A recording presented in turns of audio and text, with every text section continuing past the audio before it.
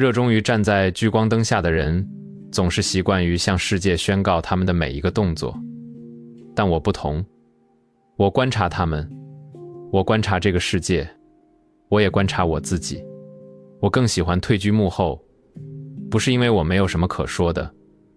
而是因为在这个信息泛滥的时代，真正有价值的思考需要经过长时间的沉淀与发酵。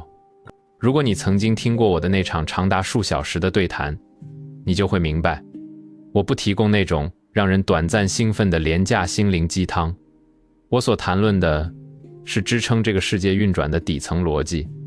是那些剥离了时代滤镜，无论在过去还是未来都极其奏效的残酷真相。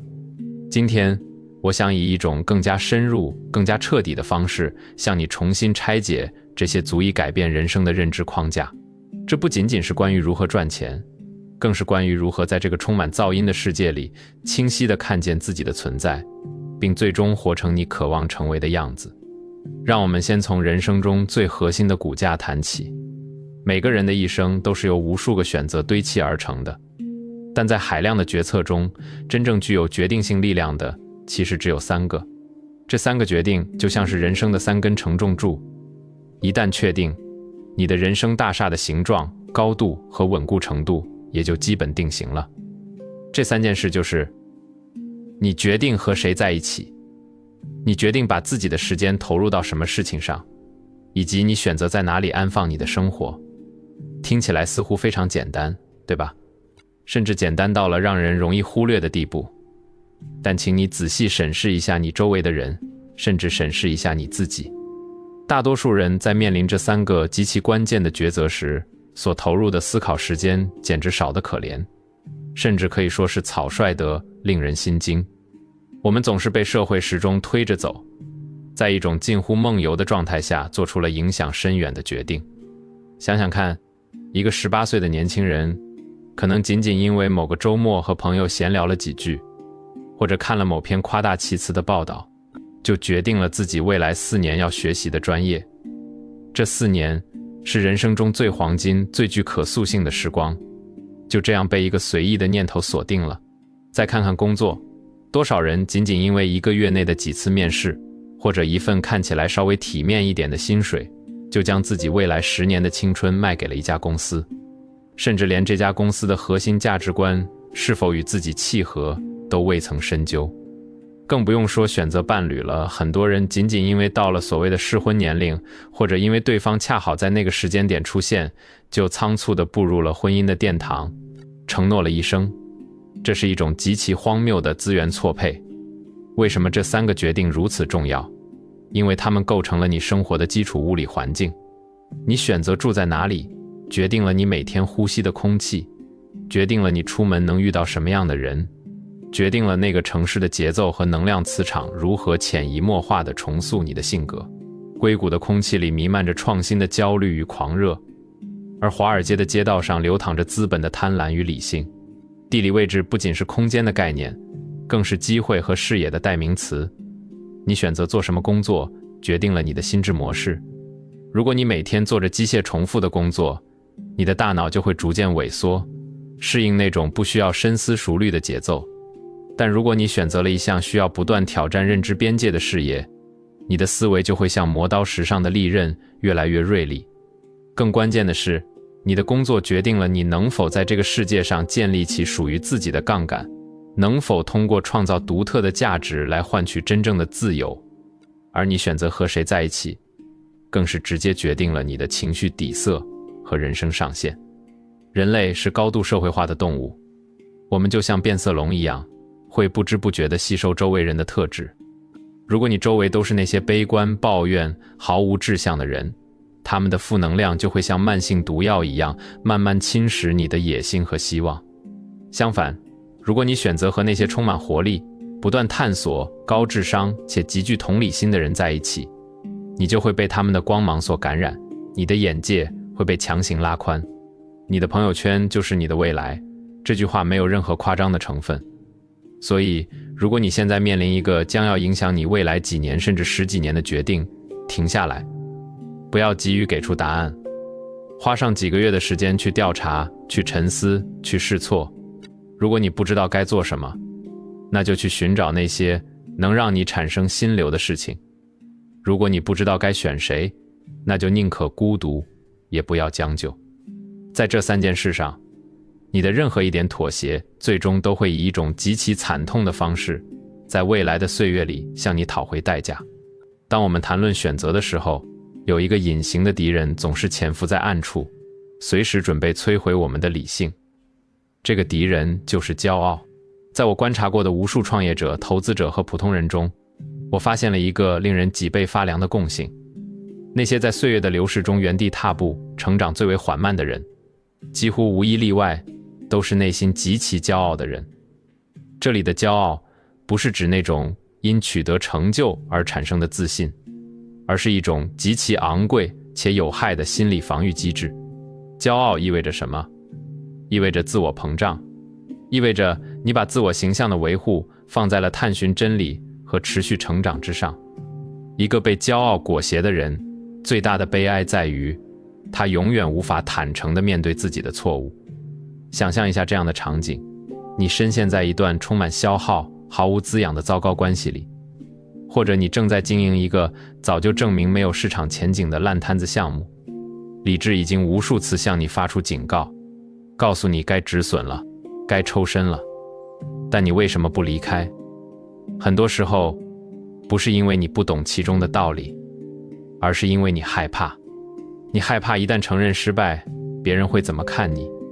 你害怕被贴上失败者的标签，害怕成为别人口中的笑柄。为了维护那个虚假的、光鲜亮丽的自我外壳，你宁愿卡在泥沼里，任由时间和生命被一点点吞噬。失败本应该是大自然赋予我们最好的进化筛选器，它告诉你这条路不通，你应该调整方向。但骄傲把失败的教导屏蔽了，它把你牢牢地锁在那个次优的，甚至是最差的答案里，让你在错误的道路上狂奔。因为一旦你试图转向，你就必须先低下头，承认自己曾经是个傻瓜。这正是顶级创业者和普通人之间最核心的护城河。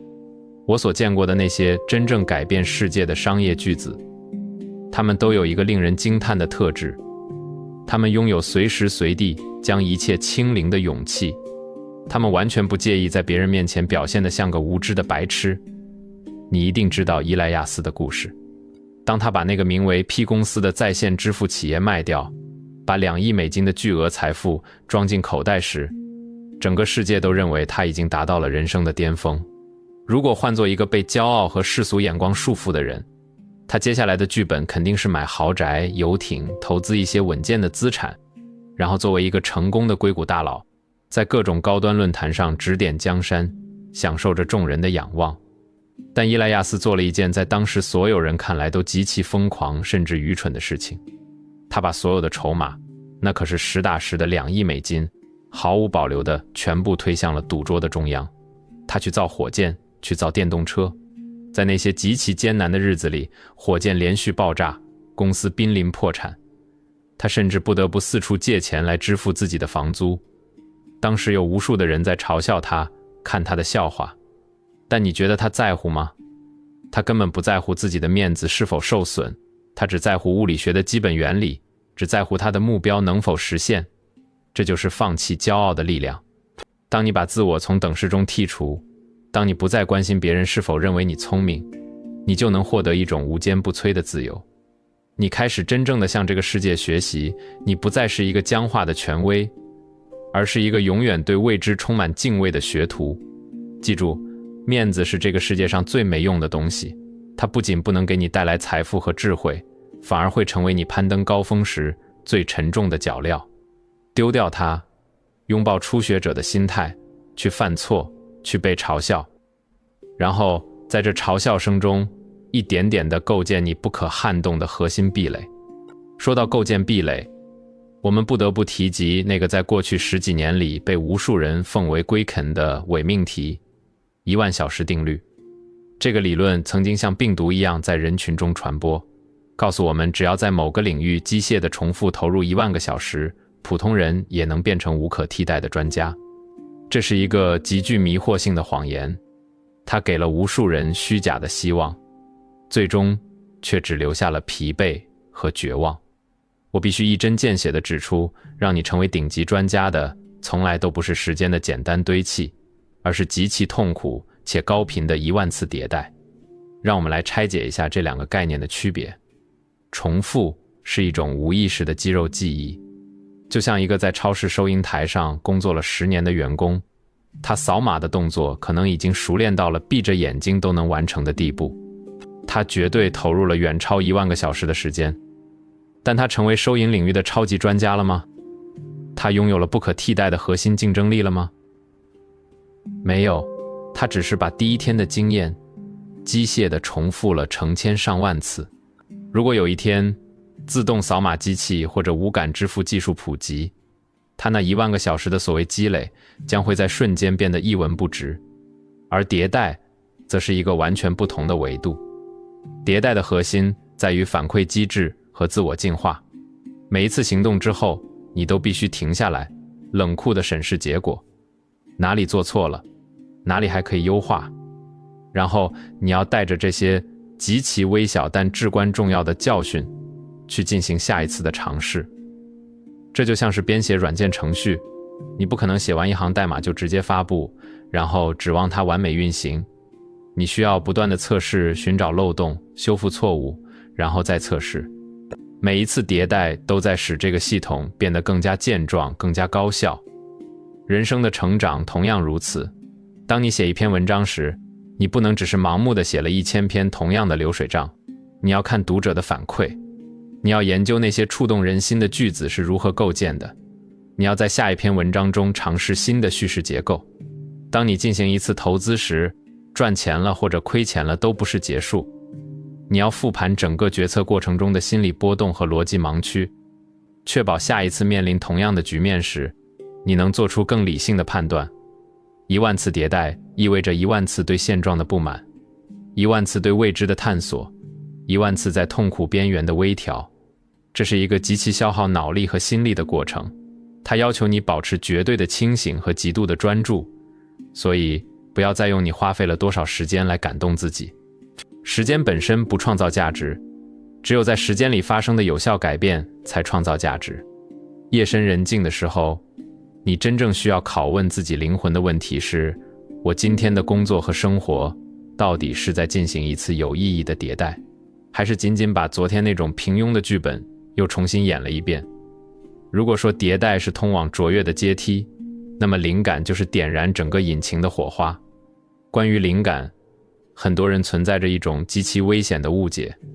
他们把灵感看作是一种可以储蓄的资源，认为可以把它暂时存放在大脑的某个角落，等自己吃完饭、开完会或者度完假之后再去慢慢变现。但现实的法则是，灵感是这个世界上最易腐败的易耗品。当你脑海中突然闪现出一个绝妙的主意，当你对某个复杂的问题突然有了一种直觉般的解答，或者当你对某种未知的现象产生了一种强烈的想要探究的好奇心时，那个瞬间就是你生命中阻力最小、势能最高、效率最可怕的时刻。在那个极其短暂的窗口期里，你的大脑处于一种高度兴奋的化学状态，你的思维像光速一样穿梭在各个概念之间。平时那些看似难以逾越的逻辑障碍，在这个瞬间都变得薄如蝉翼。这就是我们常说的心流状态。但是这种状态是极其脆弱且转瞬即逝的。如果你在这个时候对自己说，这个想法真不错，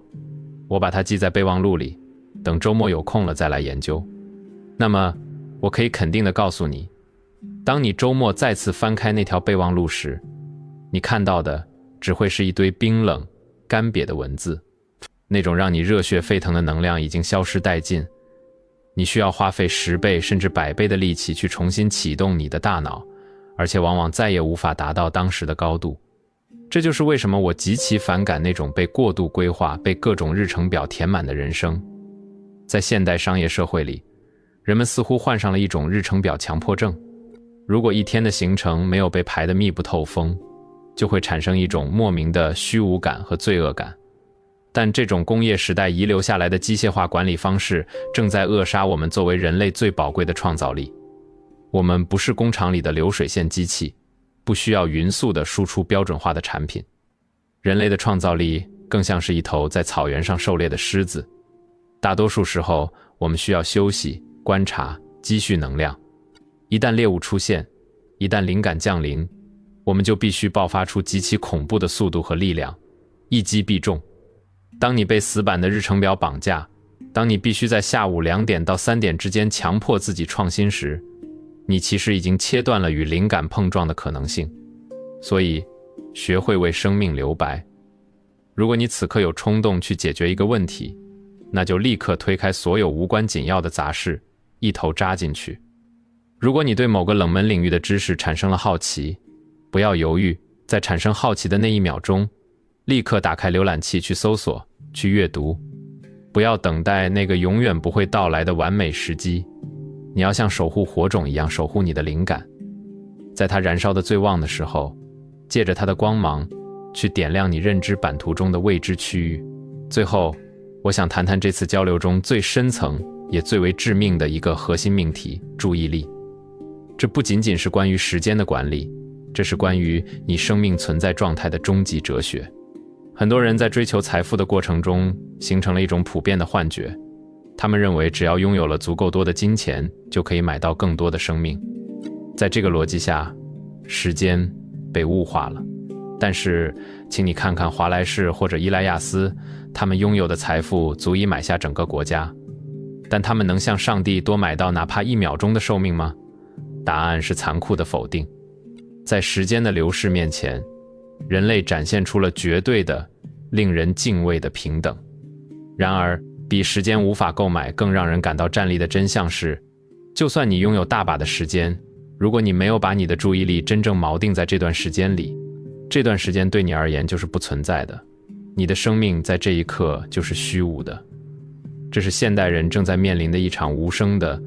惨烈的悲剧。想想你平时的生活状态吧，结束了一天疲惫的工作，你躺在柔软的床上，感觉自己终于有了所谓的个人时间。你拿起了手机，开始滑动屏幕，一个短视频结束，接着是下一个。算法像一个极其高明且冷酷的催眠师，精准地拿捏着你的多巴胺分泌曲线。